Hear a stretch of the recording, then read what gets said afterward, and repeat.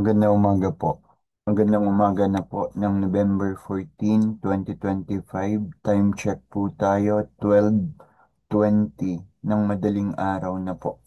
Madaling araw na po dito sa Pilipinas ng 12:20. Tuloy po tayo sa ating pag-aaral ng mga salita ng Diyos, Lectio Divina, salita ng buhay, salitang buhay, salitang nagbibigay buhay, Word Alive. So tuloy na po tayo.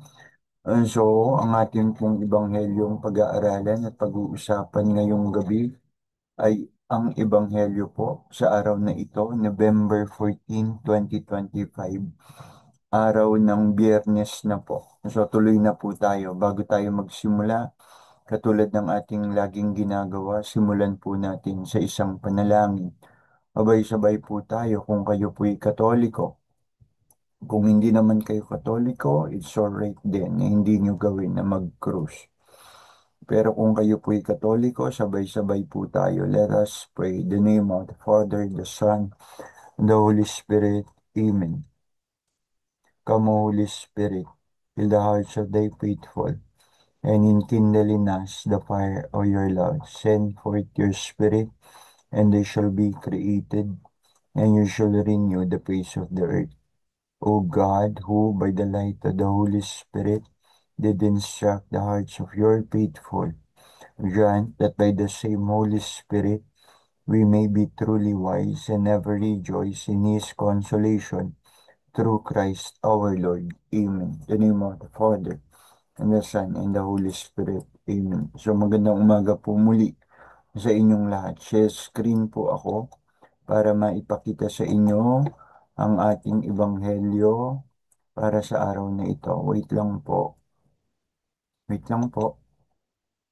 Wait lang po. Okay. Wait lang po. Okay. Wait lang po.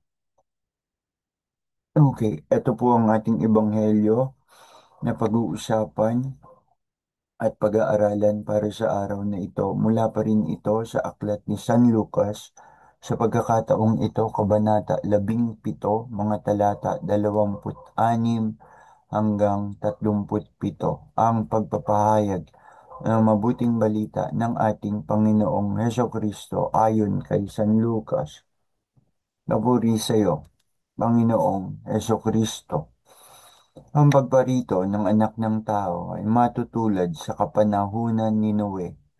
Ang mga tao nooy nagsisikain, nagsisiinom at nagsisipag-asawa hanggang sa araw na sumakay si Noe sa barko. Dumating ang baha at namatay silang lahat. Gayon din ang nangyari noong panahon ni Lot. Ang mga tao ay nagsisikain, nagsisiinom, bumibili, nagtitinda, nagtatanim at nagtatayo ng bahay. Ngunit ng araw na umalis si Lot sa Sodoma, umulan ng apoy at asupre at natupok silang lahat. Ganoon din ang mangyayari sa pagdating ng anak ng tao. Ang sa araw na iyon, ang nasa bubungan ay huwag nang bumaba pa upang kunin ang kanyang mga kasangkapan sa loob ng bahay. At ang nasa bukid ay huwag nang umuwi pa. Alalahanin ninyo ang asawa ni Lot. Ang sinumang magsikap na iligtas ang kanyang buhay ay mawawalan nito. Ngunit ang sinumang mawalan ng kanyang buhay ay siyang makapagliligtas nito. Sinasabi ko sa inyo, sa gabing iyon, may dalawang taong nasa isang higaan. Kukunin ang isa at iiwan ang isa. May dalawang babaeng magkasamang nagtatrabaho sa gilingan, ngunit kukunin ang isa at iiwan ang isa. May dalawang lalaking nagtatrabaho sa bukid, kukunin ng isa at iiwan ng isa. Nasaan po ito mangyayari, Panginoon? Tanong ng kanyang mga alagad. Sumagot siya, kung nasaan ang bangkay o doon nagkakatipon ang mga buitre. Ang mabuting balita ng ating kaligtasan. Pinupuri ka namin, Panginoong Kristo. So, iyan po yung ating ebanghelyo para sa araw na ito, November 14, 2025, 12:25 in the morning. Stop share na po ako. Okay, stop share na po ako. Wait lang po, tignan ko yung notes ko. Isa sa mga aklat ng Lumang Tipan, ang aklat ni Ruth. Nagtataglay lamang ito ng 4 na kabanata. Sa unang kabanata, nangyari ang sinabi ni Ruth sa kanyang biyenan, ang Diyos mo ay siya ko rin na magiging Diyos. Your God will be my God. That is what Ruth told sa kanyang biyenan. Sino ba tong si Ruth na ito? Sino tong si Ruth? Kasi naunang tradisyon sa pagtuturo ng mga ama ng ating simbahan, sinasabing si Ruth ay kabilang sa ninuno ni Haring David. Isa siyang dayuhan na Moabite, hindi isang natural na Israelita o Hudyo. So isa sa mga ninuno ni David ay isang babaeng hindi natural na Hudyo o Israelita. At alam din naman natin na si David ay ancestor din. Siya din si Jesus ay nagmula din sa lahi ni David. Sa katauhan, okay? Sa katayuan ng pagkatao, okay? So, ninuno din ni Jesus si Haring David sa katayuan ng kanyang pagkatao. Kasi si Jesus nga, di ba, ay tunay na Diyos at tunay na tao. Again, si Ruth ay isang dayuhang Moabita, hindi isang natural na Israelita o Hudyo. Maganda ang naratibo ng aklat na ito ng Ruth dahil nasa loob nito ang isang salaysay na hindi lamang tungkol sa isang romantikong pag-ibig, okay, ng asawa sa kanyang naging asawa o kung paano sila naging mag-asawa, kundi laman din ng aklat na ito ng Ruth ang isa ring uri ng pag-ibig na malalim din sa pakahulugan.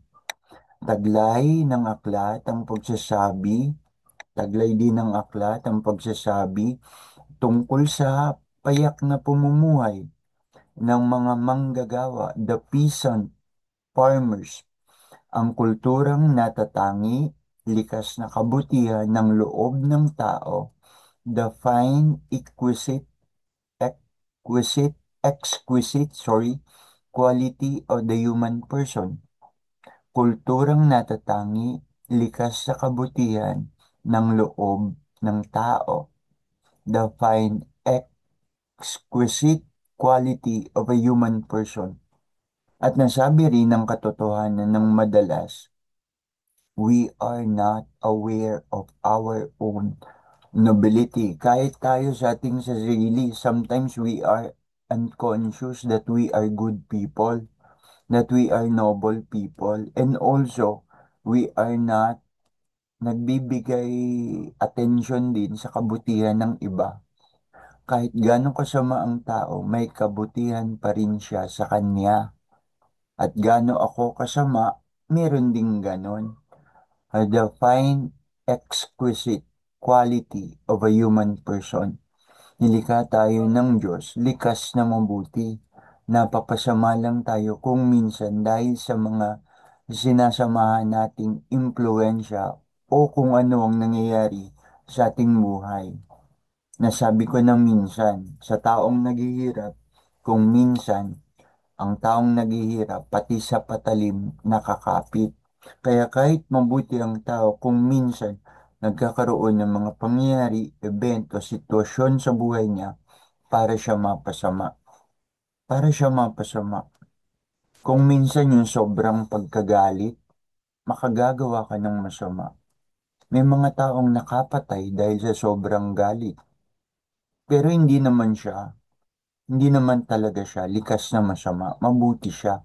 Pero dahil dumating ang sitwasyon na baka naglagay sa kanya sa matinding galit, nakagawa siya ng masama. So again, nilikha tayo ng Diyos na mabuti. Kaya kahit gaano kasamang siyang tao, kailangan maging aware pa rin tayo na may kabutihan siya sa kanyang sarili. The fine, exquisite quality of a human person. The awareness of the nobility in every person. In every person, there is nobility. There is nobility in every person.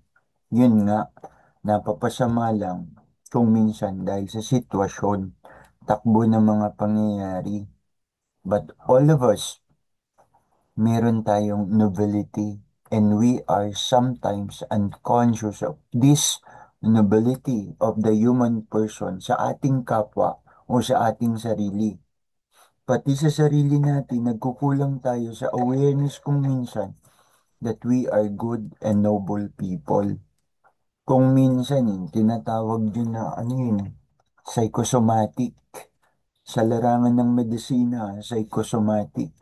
Wala kang sakit sa katotohanan, pero may iniisip kang sakit mo at ayun na nangyayari. Nagiging sakit mo na rin.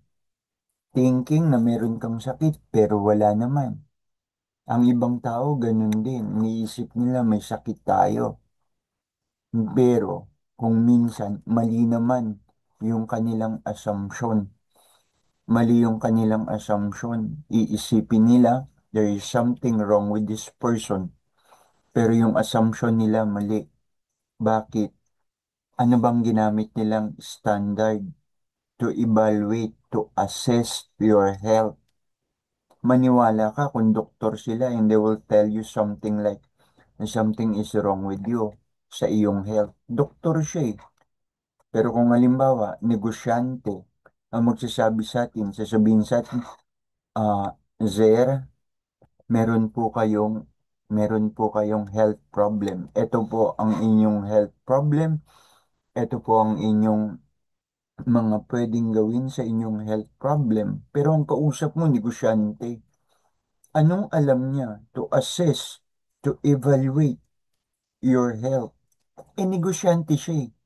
Pero kung doktor siya at magsasabi siya sa atin, pumunta tayo sa kanya, nagpa-assess tayo sa kanya, at sinabi niya, there is something wrong with your health. Pwede pa, maniwala ka. Pero hindi pa rin. Kaya nga pumupunta pa tayo sa ibang doktor. Sabi po nung isa kong doktor, there is something with my health. Punta ka sa isang doktor. Sabi po nung isang doktor, there is something with my health. Yung man tinatawag na second opinion, third opinion, fourth opinion. Kung magsasabi sa'yo, meron kang health problem, pero hindi siya doktor, negosyante siya or abogado or what? Negosyante, abogado, halimbawa, accounting, accountant, ang sabihin niya sa'yo, may health problem ka. Pag tinanong mo at binalikan mo, paano niyo po nasabi? What is your standards na ginamit? Standard of measure na ginamit? Meron po ba kayong psychological assessment na ginamit? Meron po ba kayong standard of assessment na ginamit? At pwede ko po bang malaman kung ano? Paano ka sasagutin nun? Eh, hindi ka masasagot nun pag tinanong mo yung ganun. Dahil anong alam niya dun? Negosyante siya eh. Okay? Yun lang ang ibig ko sabihin. Kung minsan tayo, we are not aware of our own goodness and nobility sa sarili natin. Mas lalo na sa ibang tao. Kung minsan, nai-ignore natin ang kabutihan nila. And so what is the relationship about the gospel? We are studying yung pinag-aaralan natin kung bakit ko nasabit na daanan. Sino si Ruth? Ang buhay ni Ruth, ang aklat ng Ruth sa lumang tipan. May relasyon ba yan? Is there a relationship? The relationship about the gospel we are studying today with the life of the woman named Ruth. So the life of the woman Ruth, an ancestor of King David, ang buhay niya hindi yan smooth sailing. Para ding tao, hindi laging healthy. Minsan tinatamaan din ng pagkakasakit. It wasn't smooth sailing. Hindi laging smooth sailing. And so Ruth's life wasn't like a ship traversing in a smooth sailing journey. Nagdaan din siya sa mga deep and open waters that is dangerous. Namatayan siya ng asawa. Ruth was widowed at a very young age, which made her life full of numerous uncertainties. Ayan na tayo. Numerous uncertainties. Yan po ang tinutumbok ko. The uncertainties of life. Yan po ang tinutumbok ko. Mentioning the book of Ruth in the Old Testament, finding the relationship sa gospel na pinag-aaralan natin ngayon. The uncertainties of life. The life's uncertainties. And sa gospel natin, this is one of the gospel message we are studying today. Yan ang aking paniniwala. That is what I believe. That there is a connection, that there is a relationship. Yung nangyari sa buhay ni Ruth sa Ebanghelyo ngayon. Paano nangyari ang connection? Truly, life is uncertain. Katulad ng buhay, naging buhay ni Ruth. Truly, life is uncertain. And what is certain? There is only one certain in life, enough. Certain is the goodness of God. Certain is the love of God sa atin. And certain is the mercy of God. That is what is certain in life. But in other aspect of life, life is truly uncertain. But with regards to God, God is certain.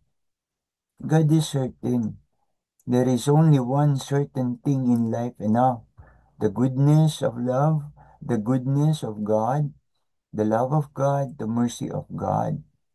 The steadfast love of the Lord never ceases.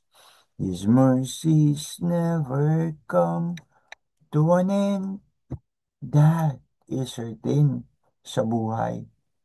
So kung Pilipino ka at nasa edad ko na katulad ko, malapit sa akin ang edad, 53 years old na po ako, o mas matanda ka sa akin, maaari alam mo yung isang kanta. Okay?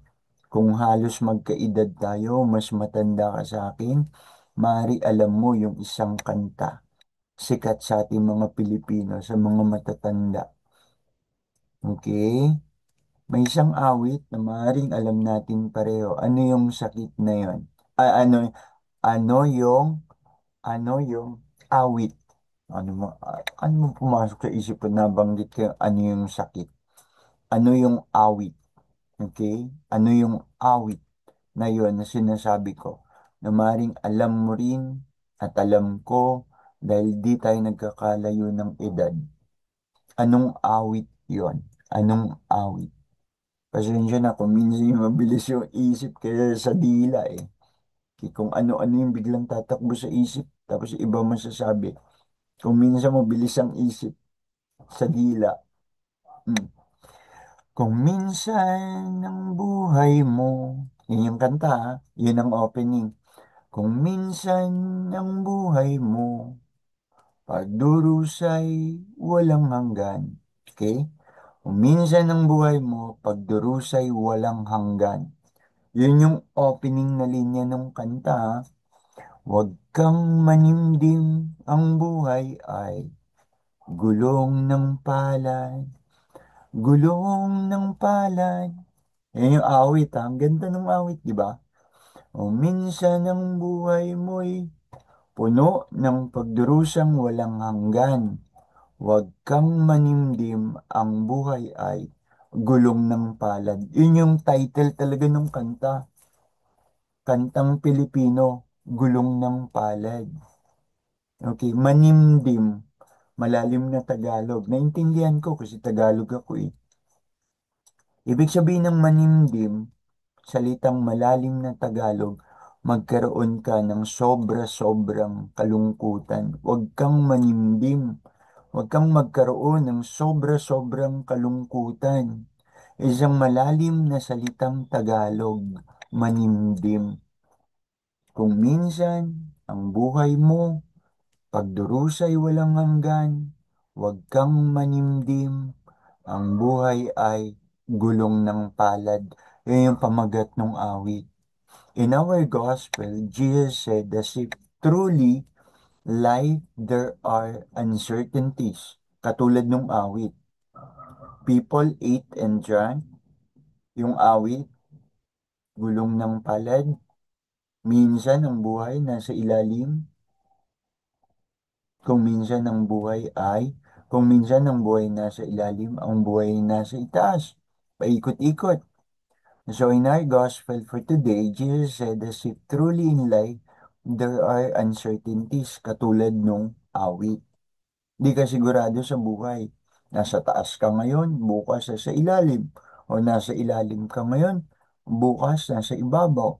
Napakahirap ng buhay, bigla kang tumama sa loto. Bigla kang yumaman. Pwede mangyari yon. Pwede mangyari yon. Ang lusog-lusog mo, tapos bigla kang magkakasakit. Terminal illness pa. Tataningan ng buhay mo. Eh, ang lusog-lusog mo. So parang magkampa ka siguro, katulad ng nasa Ebanghelyo. Sabi, people ate and drank and are merry in the days of Noah.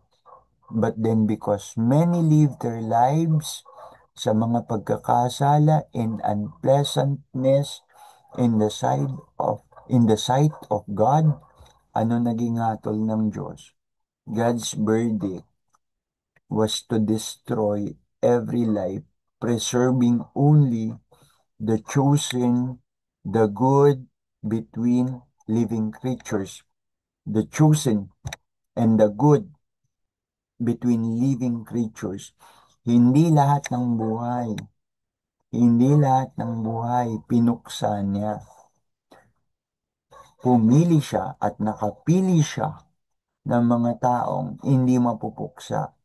Yun nga ang pamilya ni Noah. Okay? Yun nga ang pamilya ni Noe. Pinili ng Diyos ang pamilya ni Noe na hindi mapuksa of the great flood. Tapos, pumili din ang Diyos sa mga hayop. Pwedeng maubos ang iba, ang iba'y hindi. Paris by Paris, babae at lalaki. And so it was the God's verdict. It was God's verdict to destroy every life, only preserving the chosen and the good between every living creatures, the great flood. And so it was also in the days of Lot, the nephew of Abraham, pamangkin ni Abraham, si Lot. Basahin ko po ng mabilis, guided by the question. Sino ba si Lot? Who is Lot, the nephew of Abraham? Tama ako sa pagsasabi that Lot was Abraham's nephew, pamangkin niya. And their relationship from the biblical account is nasa Genesis. Family tie, Lot was the son of Haran. Basahin ko po ng mabilis yung aking research. Who was Abraham's brother? Kapatid ni Abraham si Haran. Tao si Haran, anak niya si Lot. After Haran's death, Lot was taken in and traveled with his grandfather Terah, his uncle Abraham, and his aunt Sarah. Nang mamatay ang ama ni Lot, si Lot ay sumama sa kanyang tiyuhin na si Abraham at sa kanyang tiya na si Sarah. And they journeyed together. Lot accompanied Abraham when God called Abraham to leave his homeland of Ur of the Chaldeans and travel to Canaan. The separation, nagkahiwalay sila as both men became wealthy. Pareho sila naging mayaman, si Lot at si Abraham. As both men became wealthy with large flocks, their herdsmen began to quarrel over grazing the land. Dahil yumaman na sila, lalo na yung kanilang mga kawan ng mga hayop, pati mga tauhan nila nag-aaway-away na.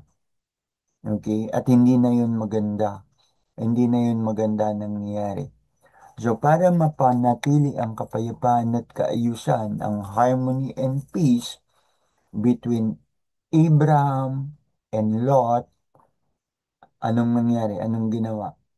Si Abraham generously allowed Lot to choose the land he wanted first. Pamangkin ko, pareho tayong mayaman. Malaki ang ating ari-arian at mga paghahayupan. Nag-aaway-away ang ating mga tao sa pagpapakain sa mga hayop, sa pag-aagawan. Hindi pwedeng tayo din mag-away. Kung ang ating mga tauhan nag-aaway, tayong dalawa hindi tayo pwedeng mag-away. Pamilya tayo. Okay? So para mapanatili natin ang kapayapaan at kaayusan sa pagitan nating dalawa at mailayo na ang away ng ating mga tao, maghiwalay tayo. Ikaw ang unang mamili. Anong pipiliin mo? Ang direksyong ito o ang direksyong yon? So, napaka-generous ni Abraham para ibigay ang unang oportunidad para kay Lot na piliin kung ano ang lugar na gusto niyang puntahan. Kaya kita ni Lot, okay itong lugar na to. So, pumunta si Lot doon. So, ang choice ni Lot choose the fertile Jordan Valley, setting near the city of Sodom, while Abraham settled in the land of Canaan, malapit sa Hebron. So, ang pinili ni Lot, malapit sa syudad, sa lungsod ng Sodom. Yun ang pinili ni Lot. Okay? Sa pag-iisip na prosperous yung lugar, maraming resources para sa kanyang paghahayupan. It can be, o maaaring yun nga talaga yun. So, anong Abraham's loyalty? Pag-usapan naman natin, katapatan ni Abraham. Kahit sila nagkahiwalay ni Lot ng kanyang pamangkin, even after they separated, Abraham demonstrated his loyalty and care for Lot. Kahit nagkahiwalay na sila, nagpakita pa rin ng pag-ibig, katapatan, loyalty, pag-aaruga si Lot sa kanyang pamangkin kahit nagkahiwalay na sila. Paano? Paano? Pamamagitan, sa pamamagitan ng minsang ma- makaptive, mahuli, magawang POW, parang ganun, ang pamilya ni Lot, nandun to the rescue si Uncle. And so Lot, by rescuing Lot and his household by Abraham, the uncle, they were taken captive kasi during a battle. Makikita sa Genesis chapter 14. Okay? Yun ang kanyang katapatan kay Lot, sa kanyang pamangkin, sa kanyang pag-aaruga, sa kanyang pagkalinga, sa mga panahong nasa trouble si Lot, to the rescue si Uncle, si Abraham. Sa intercession, loyalty pa rin, katapatan at pagmamalasakit, pagkalinga kay Lot. Kasi eto na ang Diyos. Nakita na ng Diyos na ang bayan ng Sodom at Gomora masyado ng makasalanan. Masyado sobra-sobra ng makasalanan. Lalaki sa lalaki, nagtatalik. Babae sa babae, nagtatalik. Pagtatalik ng maramihan. Isa yon sa matinding kasalanan ng Sodom at Gomora. Hindi na nasusunod ang natural na kalikasan ng tao. Nagtatalik ang lalaki sa kapwa lalaki, babae sa kapwa babae, maramihang pagtatalik, orgy, di ba? Orgy. So nag-intercede si Abraham pa rin. Nandun ang pamangkin ko eh. So nakipag-bargain siya sa Diyos. Abraham interceded with God, pleading for the cities of Sodom and Gomorrah to be spared. Hindi lang malasakit ni Abraham para sa pamangkin niya, kundi sa maraming tao ng Sodom at Gomorrah. So you see, the nobility of Abraham, ang kabutihan ng kanyang pagkatao. Ang malasakit niya sa Sodom at Gomorrah ay malasakit niya sa maraming tao na nasa lungsod na yan, hindi lang para sa kanyang pamangkin na nakapanirahan malapit sa lungsod ng Sodom. So what is the word in other words? What is the word in other words? Huwag kang pakasiguro sa buhay. Ang mga tao sa Sodom at Gomorrah, ginagawa nila ang mga kasiyahan nila. Kainan, inuman, sexual intercourses na hindi na tama, nagpapakaligaya sila doon. Masaya ang buhay nila, pero hindi sila na hindi naging sigurado ang pangyayari, ang takbo ng buhay sa kanila. Mari, nasisiyahan sila at natutuwa. Huwag kang pakasiguro sa buhay. Ganon din sa pangyayari sa buhay ng pamilya ni Noah. Okay?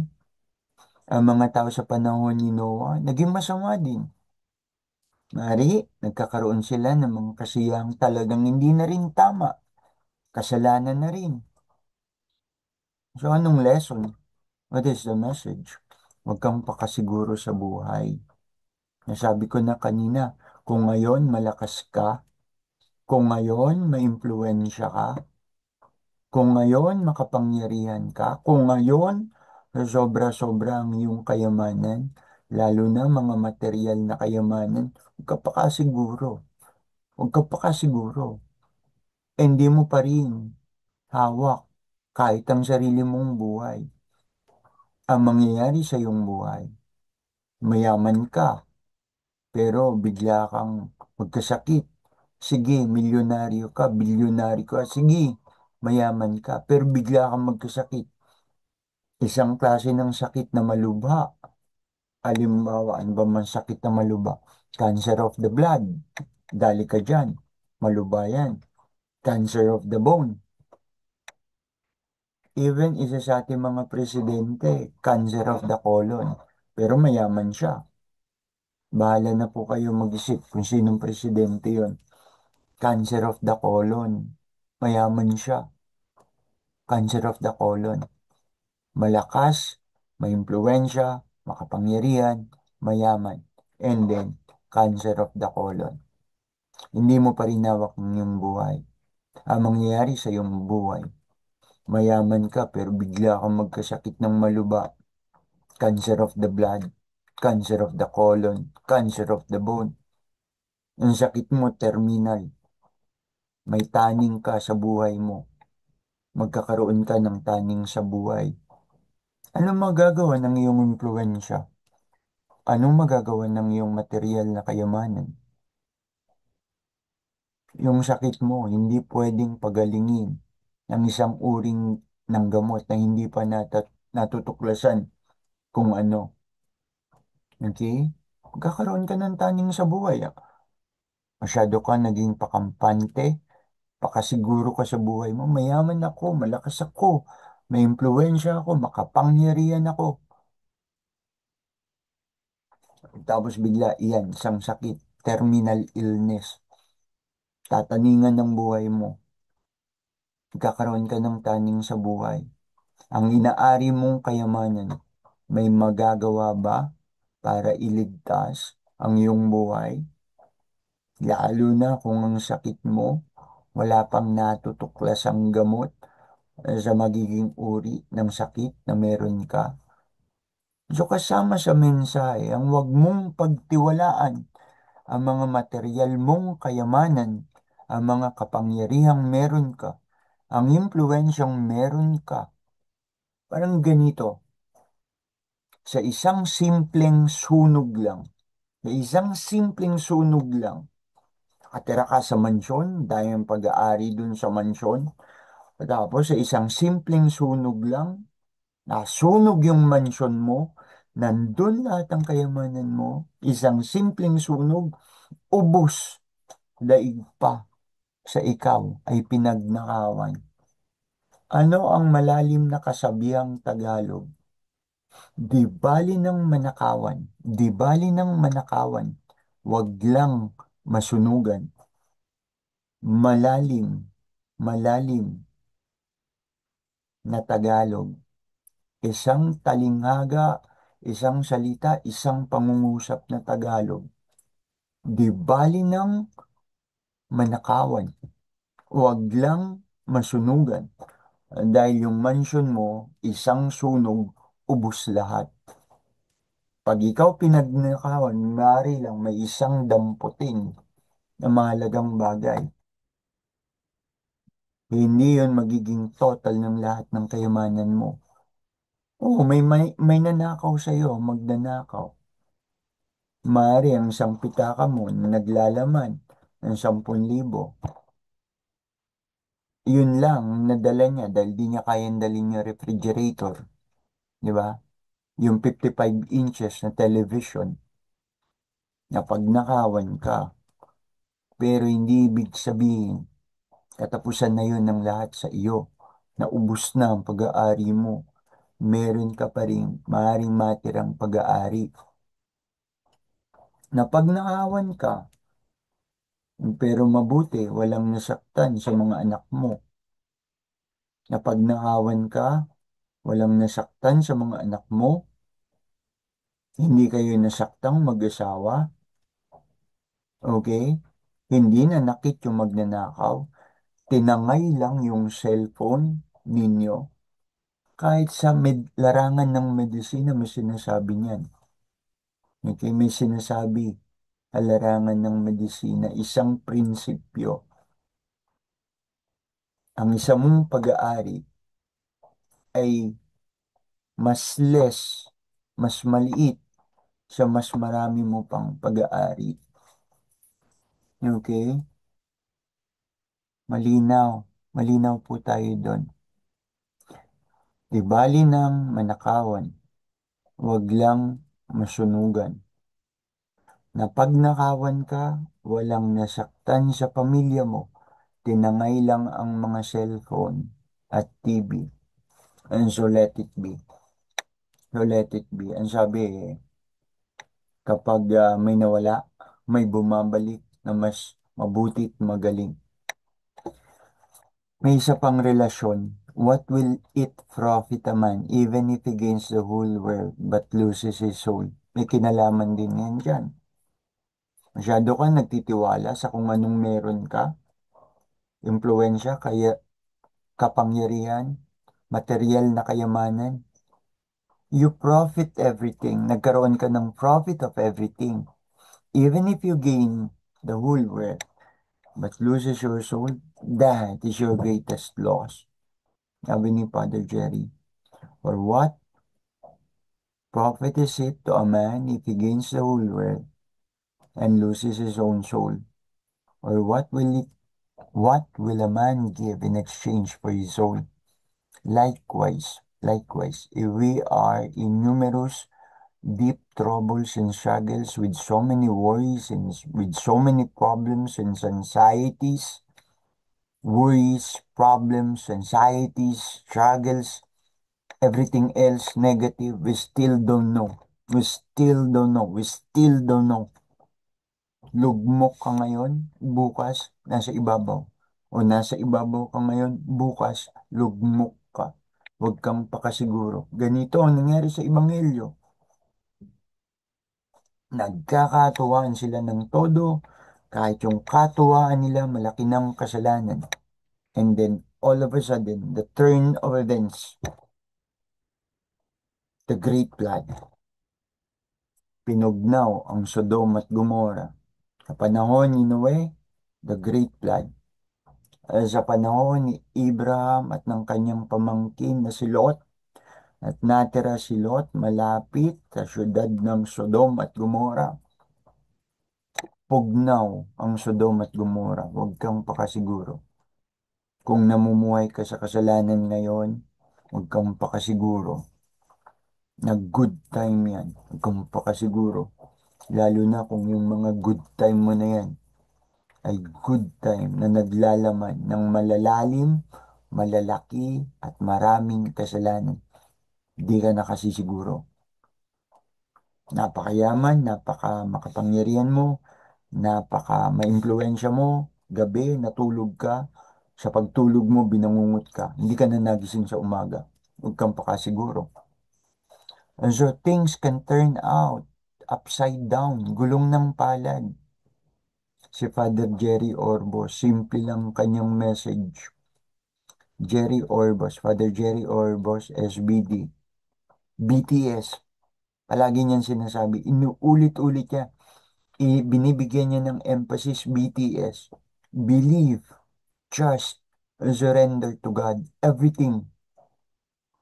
Huwag kang pakasiguro. Parang ganun din ang dating nun. Huwag kang pasiguro. Pakasiguro sa buhay. Ano man ang hirap, maniwala ka pa rin. Pag naniwala ka sa Diyos, tutulungan ka ng Diyos. Gano'n man kadilim ang panahon, lakas ng bagyo, magtiwala ka. Ililigtas ka ng Panginoon. Ililigtas ka ng Panginoon. Maniwala ka, magtiwala ka. Kapag iniasa mo ang lahat sa Panginoon, hindi ka pababayaan ng Panginoon. Ano man ang mangyari, mabuti o masama, bahala ka na po, Panginoon. I surrender it to all to you. BTS is so simple, yet so profound. BTS. Maraming salamat po, Father Jerry Orbos. On the other hand, si Padre Pio o Pietrelcina, anong sabi niya? You pray, you hope, and you do not worry. Pray, hope, and do not worry. Worry is useless. God is merciful, and God will hear your prayers. God will hear your prayers. God is merciful. Walang kabuluhan ng pag-aalala. Ano ba maidudulot sa inyong pag-aalala? Instead of worrying, you pray and you hope. All things are passing. All things are passing. Sabi ng isang another saint. One is only uncertain. God. Sabi din ng isang saint. Sabi ni Padre Pio, pray, hope, and do not worry. Sabi ni Father Jerry Orbos, SBD, BTS, believe, trust, and surrender. So, itong pray, hope, and do not worry, it's a spiritual advice from Padre Pio, a holy priest, a good priest. So, yung kanyang spiritual advice to pray, hope, and do not worry, it encapsulate, sinasummarize nito ang malalim na pagtitiwala sa grasya, kabanalan at kabutihan ng Diyos. The deep trust in the divine providence. Yan yung kanyang famous spiritual counsel. Yan yung kanyang famous spiritual advice. You pray, you hope, and you do not worry. Worry is useless. God is merciful. God will hear your prayer. Remain to be good. Remain to be near God. Malapit sa Diyos. Kung malapit ka sa Diyos, may relationship ka sa Diyos, pinipilit mong sundin ang mga kalooban ng Diyos. Maniniwala ka bang pababayaan ka ng Diyos? Hindi. Mabuting Ama ang Diyos. Di ba? Sa isang aral ng Ebanghelyo, kapag ang isang anak nanghihingi ng itlog, bibigyan niya ba ng ahas? Ang Panginoong Diyos pa kaya? Kung ikaw nga na tao, nanghingi sa iyo ng ang anak mo ng itlog, bibigyan mo ng ahas. Only to say, finding the relevance, mabuti ang Diyos. At kung hinihingi natin sa Diyos, Panginoong Diyos, ako po, kami po ay gabayan mo. Panginoong Diyos, kami po ay iligtas mo sa lahat ng panganib. Panginoong Diyos, Yahweh, iligtas mo po kami sa anumang pagkakasakit na malubha. Maririnig yan ng Diyos. Makikinig ang Diyos. Kung nagpipilit kang magpakabutit makasunod sa Kanya, hindi ka pababayaan ng Diyos. That is that. So, dyan na po natin tapusin. Magandang umaga na po sa inyong lahat. Hanggang sa muli. Hanggang sa muli po, Brother Aaron. Hanggang sa muli po. Magandang umaga na po.